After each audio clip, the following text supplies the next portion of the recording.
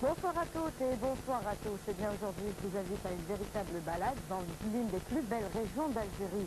Un véritable bol d'oxygène, un bol d'air avec notre invité qui a grandi et qui a vécu toute sa vie dans la région de Oued-el-Ma, dans les Aurès. Alors j'ai avec moi le plaisir et l'honneur et le bonheur de recevoir notre ami Issa Brahimi. Bonsoir.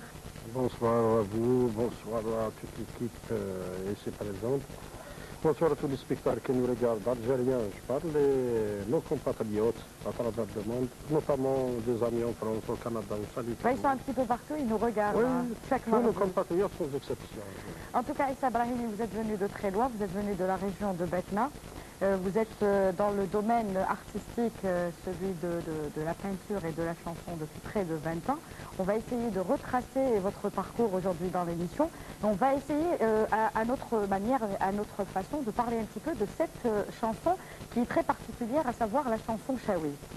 On n'a pas vraiment eu l'occasion vraiment de le faire dans l'émission et l'occasion se présente ce soir avec vous puisque je l'ai dit au début, vous êtes natif de cette région, hein. Vous avez vécu toute votre vie à Oued-el-Ma. C'est une petite localité dans la commune de Marouana. La daïra de Marouana, c'est la wilaya de Batna. Hein. Et là, j'aimerais bien, moi, avec vous, parler de votre enfance, de votre jeunesse dans une aussi belle région, hein, parce que là, c'est vraiment la montagne. Hein. C'est la nature à l'état pur. Hein. En parlant de mon enfance, j'ai l'impression d'avoir vécu très longtemps, parce que quand je fais un retour, il me semble que c'est vraiment une éternité. Bon, mon enfance était une enfance, je crois, riche d'émotions, de renversements, de bouleversements, parce que c'était une enfance surtout, je crois, très mouvementée du côté social. Du côté culturel et artistique, je crois que c'était très riche. Ça vous a servi en tout cas? Ah oui, j'ai vécu mon enfance quand j'étais enfant, j'habitais dans cette localité nommée, d'ailleurs je suis né à Fera, en pleine montagne, et on m'a ramené tout petit, et m'étouffé dans des bouts je sais pas, de tissu, mais pour le moment c'était l'époque. On m'a ramené à Oued-el-Ma. Oui, on m'a ramené à Oued-el-Ma, là où il y a la civilisation. C'était en 60e parce qu'il y avait encore, c'était colonisé, il y avait la France. C'était une cité, je crois, à la va-vite, construite à la va-vite. Mais c'est à partir de là, bon, on ne peut pas vraiment me souvenir de cette époque-là, mais à partir du moment où je commence à enregistrer, et ma conscience commence déjà à me donner des images de ce que je vois, de ce que j'ai vécu. Commencez à réaliser ce qu'il y a autour de vous. Oui, j'ai vécu en pleine montagne. Je crois que j'ai vécu une vie, d'ailleurs tout le monde vivait en ce temps-là. Tout le monde, le riche comme le pauvre, vivait au même rythme, vivait des mêmes moyens, vivait au même niveau. Je parle du niveau de vie, je parle des moyens de subvention, je parle aussi du comportement, des traditions, des coutumes. Tout le monde faisait la même chose, disait la même chose, mangeait la même chose. Parce qu'il n'y avait pas de riches et de pauvres. Hein. Oui, il n'y avait pas. Tout le monde vivait dans la même pauvreté, mais je suppose qu'il y avait beaucoup de choses qui manquaient, mais il y avait beaucoup de choses qui vous rapprochaient à cette terre et qui vous rapprochaient de la vie, la véritable vie. La preuve, c'est qu'il n'y a pas de foyer où il n'y a pas une vache ou deux vaches, je ne sais pas, un mouton, quelques moutons. Tout le monde vivait de ça. Bon, j'ai vécu cette vie.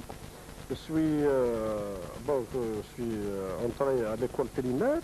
L'école primaire, là, je commençais vraiment à réaliser que je vivais vraiment parce qu'il y avait des gens de mon âge, des enfants de mon âge, qui justement partageaient des choses avec moi à plaisir. Et on commençait à ce temps-là à former les premières équipes qui sont spécialisées, je ne sais pas, dans les balades montagne, dans la recherche des nids, de la cueillette des champignons, de ces choses-là qu'on vivait dans la nature.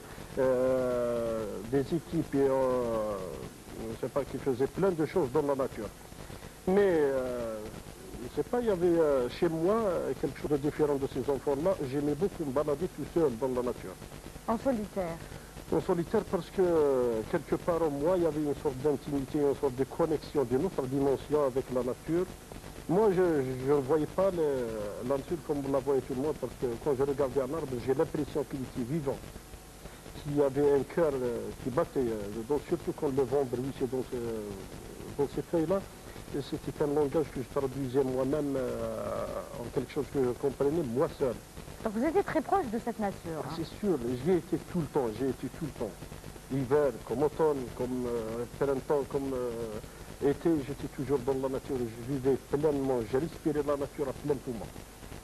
C'est dire qu'elle était vraiment ma deuxième nature à moi. Et alors, je me suis inspiré de ça, et je me souviens bien, parce que, bon, à part les études, la période matinale des études, le soir, je me souviens, c'était toujours la balade en montagne, c'était toujours la visite à la montagne. Il y avait toujours quelque chose à faire. Ramener une vache, ramener, je ne sais pas moi, de l'herbe pour de l'avoine, je ne sais pas, pour nourrir nos vaches et tout ça, parce que ça nous donnait du lait. Bois, Ça nous se faisait chauffer. vivre. Ça nous faisait vivre. On était paysans, on était vraiment paysans. Mais à cette époque-là, je ne sentais pas encore grandir en moi cette envie d'écrire, cette envie de chanter, cette envie de dessiner.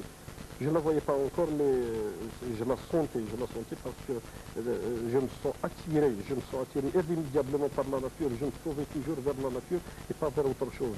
Je crois que la civilisation, je la voyais moi d'un autre œil, d'un autre côté, parce que tout le monde aspirait à vivre mieux.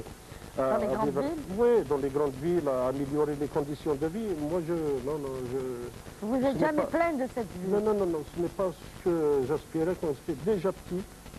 J'aspirais au calme et je chantais à tue-tête quand je suis en pleine montagne, je chantais en tue-tête.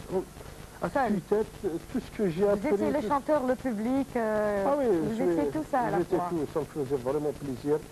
Bon, il y avait des gens qui m'entendaient chanter en pleine montagne. Au début, ils disaient peut-être que c'était quelqu'un qui, je sais pas, qui n'était pas bien équilibré, mais plus tard, en me connaissant plus tard, enfin, ils en ont l'habitude. Attends, ils se sont habitués ah à oui, vous, c'est sûr, depuis c'est le sûr. temps. En tout cas, vous m'avez dit, en préparant l'émission, que vous avez grandi dans un environnement, on ne parlait pas du tout ni l'arabe ni le français, où on parlait chaoui.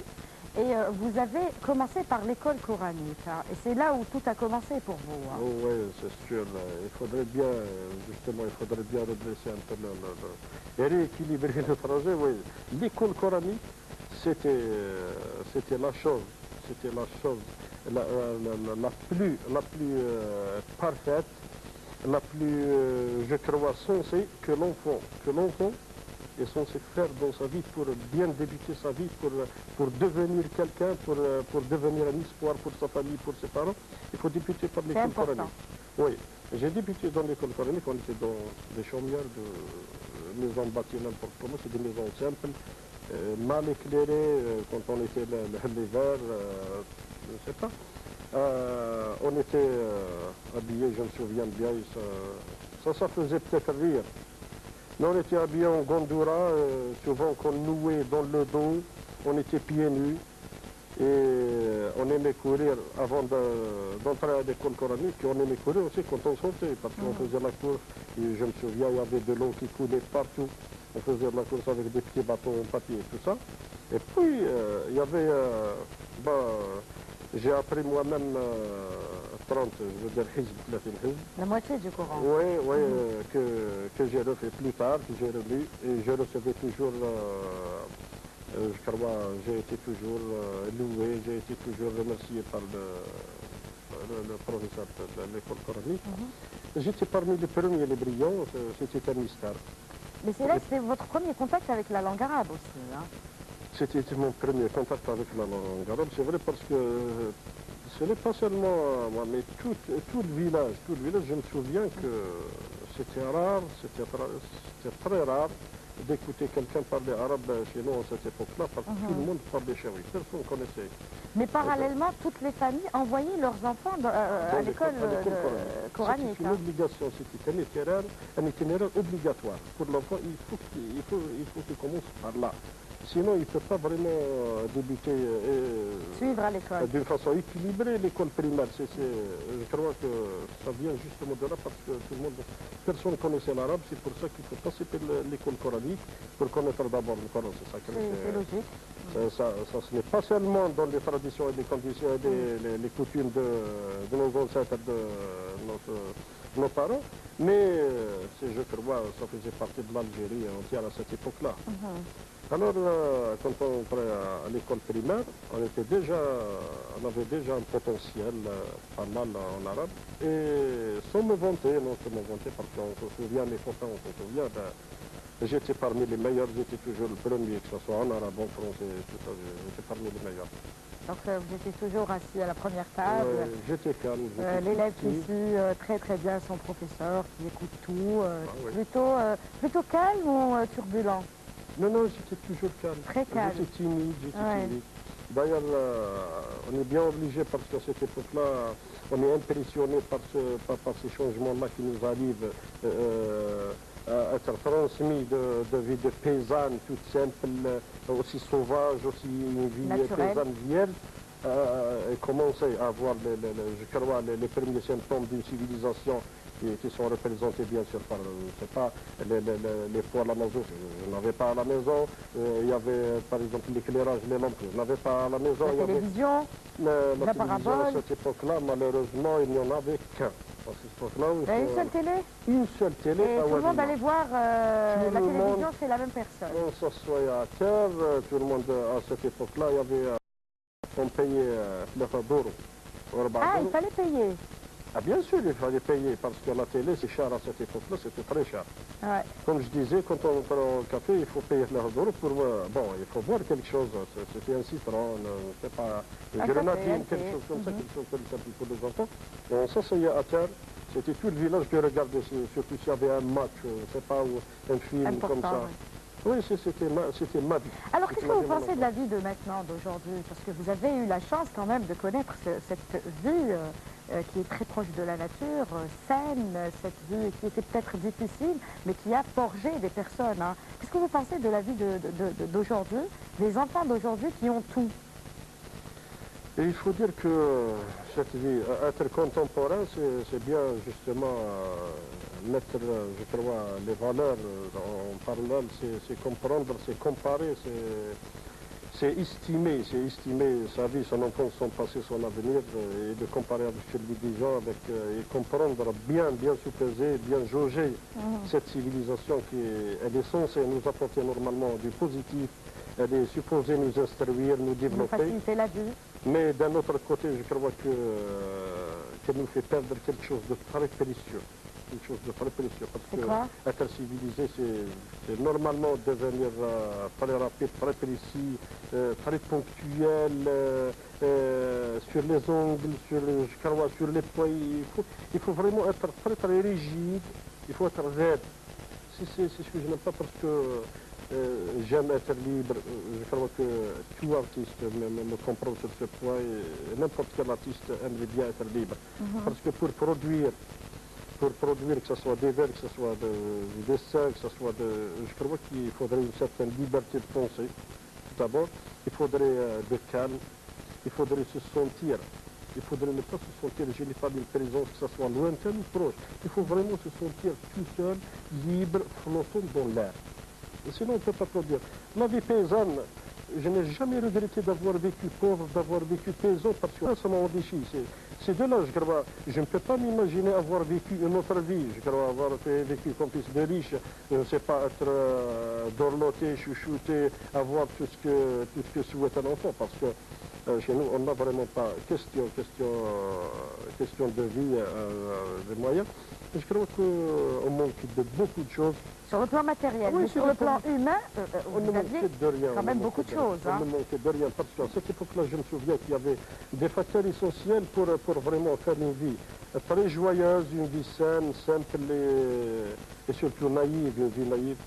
C'est que je me souviens, il y avait une sorte d'entente très rapprochée, très profonde entre les voisins, entre les gens du même village.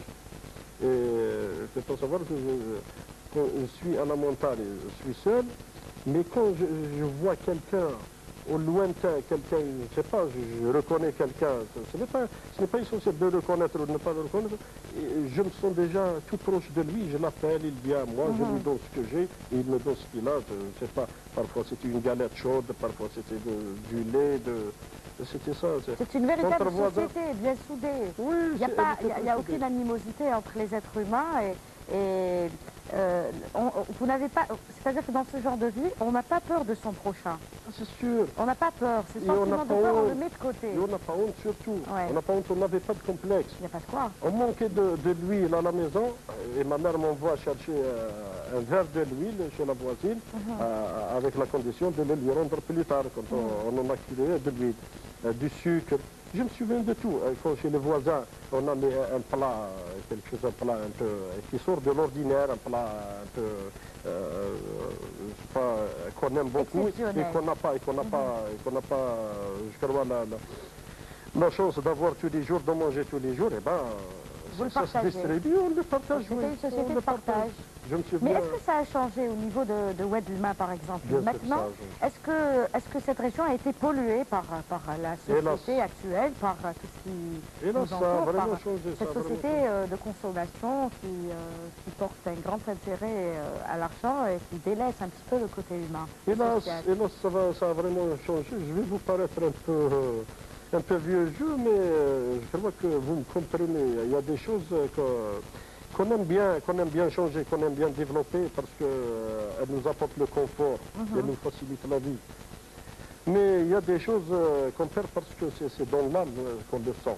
On sent qu'à l'extérieur, on est plus riche, on est plus en couleur, on est plus développé, mais à l'intérieur, on s'appauvrit.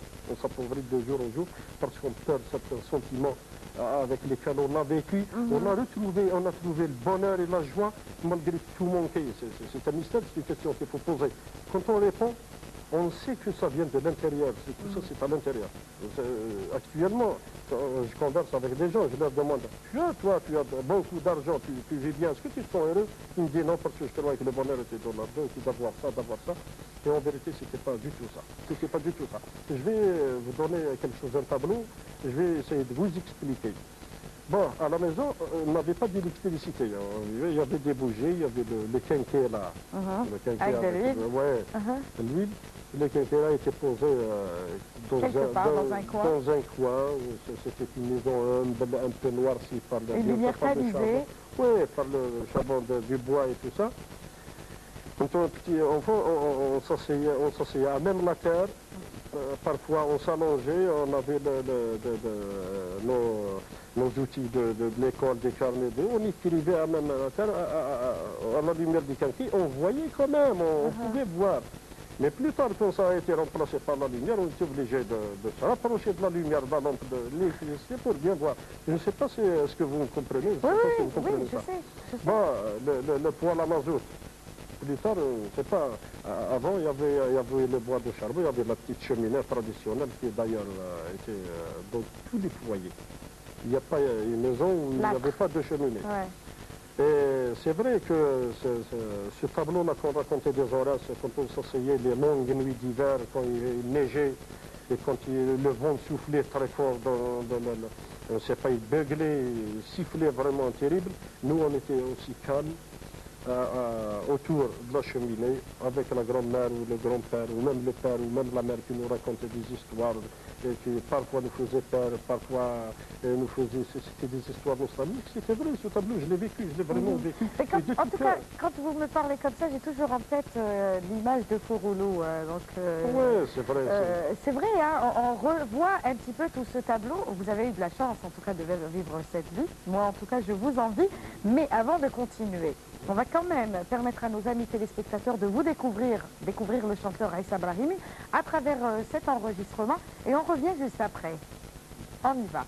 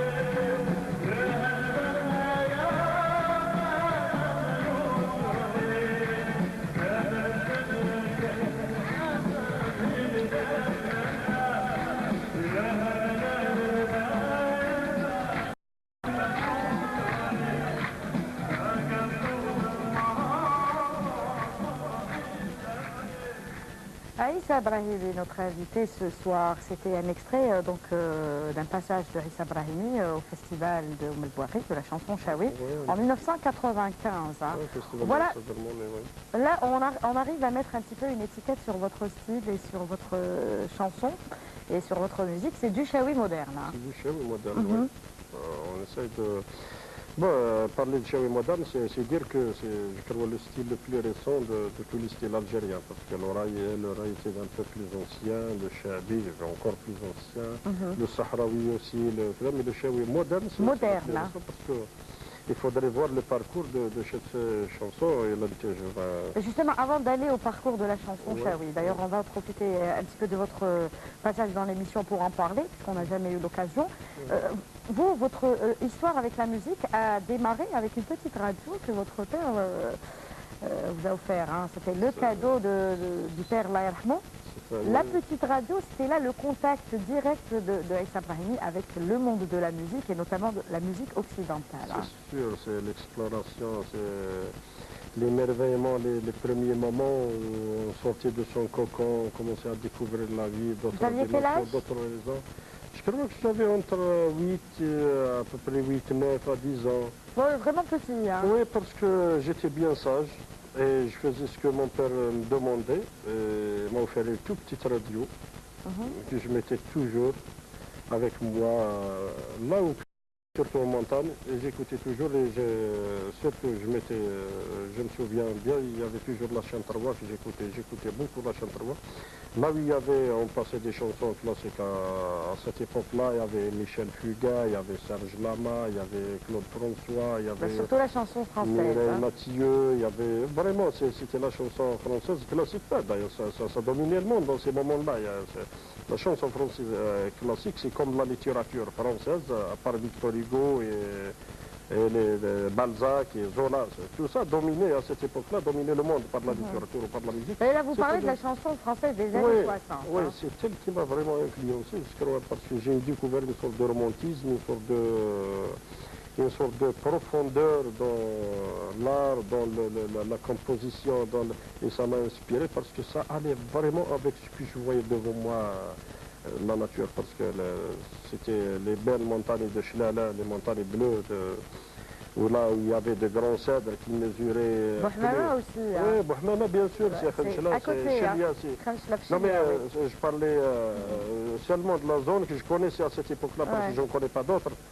Alors, c'était votre contact avec le monde extérieur, hein, la radio. C'était vraiment le contact avec le monde extérieur, les premiers symptômes de la civilisation. Et en même temps, les premiers pas dans le chemin, le long chemin que je vais plus tard emprunter pour devenir ce que je suis. C'était vraiment le début. Et je disais, quand je chantais à tue-tête en pleine montagne, c'était justement des airs qui ressemblaient beaucoup aux airs de la chanson française classique. Et j'écoutais aussi de temps en temps, il faut voir, Abdel Abdoukal à ces moments-là, il y avait Farid Al-Atrache, il y avait Abdel Halim, je les écoutais, justement parce que quand il y a une belle chose, quand une belle composition, elle est bien faite, et quand une musique est bien faite, justement, ça vous inspire et ça vous touche, que vous le veuillez ou non. J'écoutais ces choses-là à ce moment-là. Et il y avait aussi quelque chose que je ne peux pas oublier. Il y avait les soirées, les veillées de fête qu'on organisait chez nous. Je me souviens quand j'étais petit, j'aimais beaucoup m'allonger, que ce soit sur les genoux de ma mère, sur les genoux de mon grand frère, ou quelque chose comme ça, pour écouter le chant de la flûte et le bendir-là, en regardant les étoiles. C'était vraiment... C'est des moments qui vous ont marqué. Hein. Ah oui, c'est des moments qui m'ont marqué et qui d'ailleurs me marqueront pour la vie. Hein. Je ne grandirai pas. Sur ce côté, je resterai en France. On le voit bien. Ah Il y a cette façon de chanter qu'ont les Chaouis et que personne d'autre n'a. Hein. Quand on écoute, c'est du Chaoui. C'est rapport à la région, parce que je crois qu'il faut dire qu'en Algérie, c'est d'ailleurs la région la plus la plus développée question groupe folklorique et tout ça, partout en Algérie maintenant, c'est là où il y a beaucoup de groupes folkloriques, il y a beaucoup de relèves, les gens n'ont jamais cessé, n'ont jamais rompu avec le passé, n'ont jamais rompu avec le folklore, avec le terroir, avec tout ça. J'ai vécu avec ces groupes-là et je suis toujours en train de vivre avec eux, je les vois et au contraire, c'est maintenant que ça pousse comme des champignons. Il y a beaucoup de... C'est dire que du moment que tous ces groupes-là s'activent et essayent d'apporter leur part au terroir, à la chanson folklorique, ça enrichit, ça enrichit. Et quand on parle de nord-est, ouest, nord-est, est, c'est vraiment vaste. Quand on parle à partir de, je sais pas, de Stif et partant de là vers Khenchla et Sougharas et Baqi et Tbessa et tout ça, c'est dire qu'il y a un rapprochement, il y a beaucoup de points communs entre la vocalisation de la chanson chaoui dans ces zones-là. Et il y a quand même des points de différence qui marquent toute région en elle-même, toute région en elle-même. Je ne parle pas des grands zones. Tbessa, par exemple, ils ont certains timbres, ils ont des interventions personnelles, des retouches personnelles, alors que chez nous, il y a aussi des touches personnelles, parce que je me souviens bien, il y avait des chanteurs quand même, vraiment de grands chanteurs. Il y avait Hamdou Belhaid, il y avait Mohamed Omar, ceux-là, ils ont vraiment pu transmettre, ils ont pu quand même faire le pont entre le passé et le présent et le futur. D'ailleurs, c'est de ceux-là que les chanteurs modernes, chaoui, peuvent se vanter d'avoir imité et actuellement d'exercer et de chanter ce chaoui moderne. C'est bien parce qu'il y avait ces gens-là, il y avait Mohamed Omar, il y avait Ferro Haben, il y avait tous ces gens-là qui transportaient tout ce patrimoine folklorique jusqu'à nos jours. C'est dire que dans le passé aussi, il faut comparer que la nature, les grands espaces, ils jouent un rôle aussi dans le développement et l'enrichissement de ce qu'il chaoui. Mais en tout cas, on voit bien que la chanson chaoui a laissé quand même de grands noms à la chanson algérienne, hein, au répertoire algérien. Il y a eu Begar Hatta, il y a eu Aïssa Al-Jarmouni, il y en a eu beaucoup d'autres. Hein. Aïssa Al-Jarmouni, Ali Khenchli, Aïssa Al-Jarmouni qui a été le premier chanteur algérien et arabe hein, à chanter à l'Olympia dans les années 30 et à sortir un disque à l'époque. Donc c'est quelque chose quand même. Et il faut croire que les générations qui sont venues après ont eu de la chance parce qu'ils ont trouvé déjà une matière première assez intéressante et importante. Oui, c'était une révolution. Et ce Jarmouni était une école. C'est une école, effectivement. Tout comme Begar Hadda. Avant lui, comme après lui, il n'y avait personne qui pouvait chanter Aïssa Jarmouni comme Aïssa Jarmouni. Personne ne peut reprendre, faire une reprise vraiment fidèle d'Aïssa Jarmouni. Tout le monde a essayé. Tout le monde se rapprochait d'Aïssa Jarmouni. Mais tout le monde ne peut pas chanter comme Aïssa Jarmouni. C'est une voix exceptionnelle. C'était une voix venue d'ailleurs, je l'appelle comme ça moi. Et il y avait quand même beaucoup comme Aïssa Jarmouni qui ont essayé de reprendre le flambeau, d'ailleurs aussi de collaborer à développer le folklore chaoui et tout ça. Mais il faut dire que ce qui a marqué bon, c'est pas, pour d'autres ça pourrait être du négatif, pour d'autres ça pourrait être du positif. Il y a la chanson chaoui moderne qui a essayé de reprendre le Aïssa Jarmouni, le Aïssa Jarmouni dans des airs, dans je crois des espaces parfois un peu vastes, un peu bizarres aussi, parce qu'à entendre Aïssa Jarmouni avec des accords de rock, avec un accompagnement rock, blues et tout ça, c'est vraiment, c'est un mariage un peu mystique, c'est un mariage difficilement recevable, mais c'est quand même, il y avait en premier lieu, si vous voulez qu'on parle du parcours de la chanson chaoui, il y avait en premier lieu Dihya, c'était la femme, c'était en 80, c'était la première exploratrice, première pionnière de la chanson moderne chaoui, c'était en 80, je me souviens bien. Et puis après, il y avait il y avait, oui, il y avait d'abord des berbères et tout, et puis il y avait Ketchou qui, je me souviens bien, il y avait une cassette, une très belle cassette, deux très belles cassettes. c'était une très belle voix, il a chanté, il a vraiment ému le public des Aurès à ces moments-là, je me souviens bien, j'ai beaucoup aimé, mais j'ai collaboré aussi à ces cassettes-là. Il y avait une Zère Noire, il y avait... Bachtora, c'était la chanson. Oui, c'est... Le groupe, c'était les Berbères. Les Berbères, Mais c'était une révolution à l'époque. Ils ont fait du rock avec du Shaoui. Il y avait Groupe Nour aussi avec Hassan Dadi. Le Mick Jagger national. Oui. Mais la question dont vous parlez, c'est bien récemment. Dont je parle, c'était à la fin des années 80. C'est en 84. C'est en 84 qu'a été sorti là. D'ailleurs, c'était à l'époque de l'embargo. On vivait difficilement, on chantait difficilement Shaoui parce que sinon on est suspecté de faire de la politique, de faire de... je sais pas. Le fait de chanter Shaoui était vraiment suspicieux. Mais ces gens-là ont osé, ils ont bravé ce qui était cet état de choses à cette époque-là. Ils ont pu chanter. Il y avait Anzar, il y avait Amna, notre groupe. Justement, on va parler un petit peu de votre groupe que vous avez formé en 85. 85, c'était les prémices de la chanson Shaoui moderne. Hein. Parlez-nous de ce groupe que vous avez formé à l'âge de 24 ans, des retrouvailles, du répertoire, de tout ce travail-là. C'était des élèves à moi. Justement, c'était mes élèves, c'était pas seulement en musique, c'était des élèves en peinture, en théâtre, tout ça, parce que je faisais dans l'enseignement. Et c'était mes élèves. Je crois que ces élèves-là, ils étaient un peu brillants, ils étaient un peu à part, parce qu'ils aimaient la musique. Par exemple, Massinissa, il avait une très belle voix, il chantait, il s'est fait remarquer. Il y avait par exemple Ammar Belwal en guitare, il s'est fait remarquer. Il y avait par exemple Hamid, il y avait Farid, il y avait... Bon, ce sont les membres du groupe. Il y avait Nordin en batterie, il y avait... Ils se sont fait remarquer, ils brillaient par leur capacité à faire de la musique.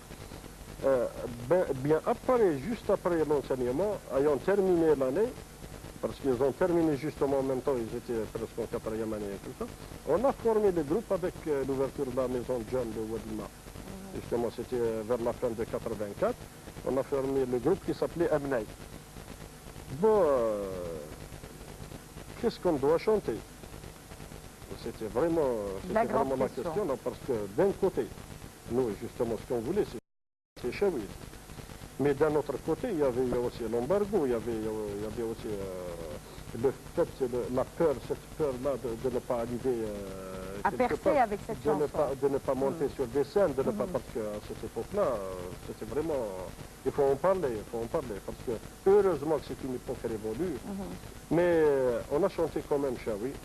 Avec des variations, il y avait un peu de Ra, il y avait un peu de Staifi, mais c'est bien parce qu'on n'avait pas encore un répertoire Shaoui, un grand répertoire Shaoui qui puisse nous faire tenir toute une nuit, toute une soirée. Mais au fur et à mesure, je composais, j'écrivais des chansons, et au fur et à mesure, on commençait à soustraire des chansons de Ra pour les compléter par des chansons Shaoui. Plus tard, ce groupe Amna, ce même groupe Amna est devenu le groupe Massinissa. Vous avez composé justement pour le groupe Massinissa. Pour Kacho, vous avez composé, vous êtes vous-même compositeur, Massilia, Hassan Dadi. Vous avez quand même travaillé avec beaucoup de chanteurs, de jeunes chanteurs de cette génération. Oui, il y avait Kamal, il y avait Allawa, il y avait Amna, il y avait beaucoup de gens que j'ai essayé d'aider, que j'ai poussé là. J'espère bien qu'ils continueront le chemin. Mais pour Ketchou, je me souviens, c'était le premier... il y a Massinissa d'abord, c'était le chanteur du groupe. Et puis il y avait Ketchou, avec... J'aime bien comment vous prononcez. Nous, on a pris l'habitude de dire Kacho. Vous dites Ketchou. Ketchou, tout simplement, c'est l'original. Donc c'est ça l'appellation originale. C'est un ami, c'est un grand ami. D'ailleurs, je ne sais pas, tout le monde connaît Ketchou le chanteur, moi je connais Ketchou le personnage, c'est-à-dire le généreux, je ne sais pas, personne ne peut savoir vraiment ce que je sens. Mais pour parler du côté chanson, il y avait la chanson Mektoussa qui a fait vraiment un tabac, il y avait la chanson Azul Azul, il y avait Anouara, Min Anouara, c'était des chansons, c'était de très belles chansons, que tu as vraiment fait un tabac avec les deux premières cassettes Shaoui, c'est vraiment... Hassan Dadi aussi avec Groupior, Amsbri, c'était une belle époque. Mais qui continue, je suppose, parce que quand même, il y a des jeunes qui s'intéressent de plus en plus à cette chanson. Et donc vous faites partie, parce que vous avez quand même fait 4 albums. On va parler un petit peu de vos albums, Issa Brahimi. Quand est-ce que vous avez eu vous avez pensé à sortir un album et à commencer à travailler véritablement dans ce sens-là, et pourquoi pas à vivre un petit peu de votre musique? Je rappelle qu'il n'est pas seulement musicien, chanteur et peintre, artiste peintre. Il est également, vous êtes directeur de la maison de jeunes de Rassima. C'est-à-dire que vous encadrez des jeunes dans le domaine culturel. Oui, à cette occasion, je salue d'ailleurs tout le personnel de la DGS Batna et tout le personnel de la maison de jeunes de aussi. Bon, le premier album, c'était en 1990. C'était en 1990. Il n'y avait pas de studio dans notre périphérie. Le studio vraiment de qualité, là on peut faire des prises de son meilleures. C'était un peu hard. Batna, non? Non, il n'y avait pas. Il n'y avait pas de studio. Il n'y avait pas de studio. Il y avait un studio qui s'appelait Teslif. Il y avait les deux frères Zéli et Ammar. Mais il manquait de matériel et il n'y avait pas vraiment une belle prise de son, mais il fallait quand même s'y engager. Et on a fait les premiers pas, j'ai enregistré le premier album, c'était en 92. En 90, le deuxième c'était en 93. Et je me souviens du troisième c'était en 95. Par contre, le dernier album là, c'est en 2004. 2004. C'est 2004, 9 ans après. Pourquoi autant d'années entre un album et un autre? Entre le troisième et le quatrième surtout. Parce que je ne vivais plus au même rythme, il y avait eu des changements. Votre responsabilité? Il y avait des changements dans ma vie, il y avait un mariage, il y avait des responsabilités, et puis il y avait aussi... Des enfants qui sont venus l'un après l'autre? Ça m'a retardé par rapport à mes projets, à mes rendez-vous, à mes grands rendez-vous artistiques. Et puis j'avais toujours quelque chose. De composer quelque chose de mis à part pour moi, bien sûr de préparer pour que j'aille au studio, mais il y a toujours un chanteur qui en a besoin, un chanteur qu'il faut lancer, et auquel je donne ce travail. Et pour moi, je me dis, tiens, bon, je vais le faire le mois prochain, l'année prochaine, et puis 9 ans se sont écoulés que je décide enfin d'enregistrer ce dernier album. Justement, on va montrer votre CD dans quelques instants, le dernier CD de Issa Brahimi, c'est le 4e album, 100% Chaoui. Oui, 100% Chaoui. 100% Chaoui et aux éditions Tobna. Voilà, vers la 1 ou la 3, Hakim? Allez, vers la 1, on va essayer de... Si j'étais bien, allez. Il n'y a pas de problème, vers la 3, Hakim, je fais ce que tu veux. Alors ça c'est le dernier album, le 4e et dernier album de Issa Brahimi aux éditions Tobna, 100% Chaoui. C'est vos chansons, Oui, composition, donc vous êtes auteur, compositeur et interprète. Oui. Vous travaillez aussi avec une équipe certainement. Et il y a combien de chansons? Il y a une dizaine de chansons? 8. 8 chansons. Est-ce que vous avez une préférence pour l'une des 8 chansons? Je crois que oui, j'ai une préférence pour la deuxième plutôt. Chumar. C'est la première. Bedder. Oui, Bedder Kefundra. C'est la première. Voilà, Bedder Kefundra. Vous comprenez pourquoi? Pourquoi?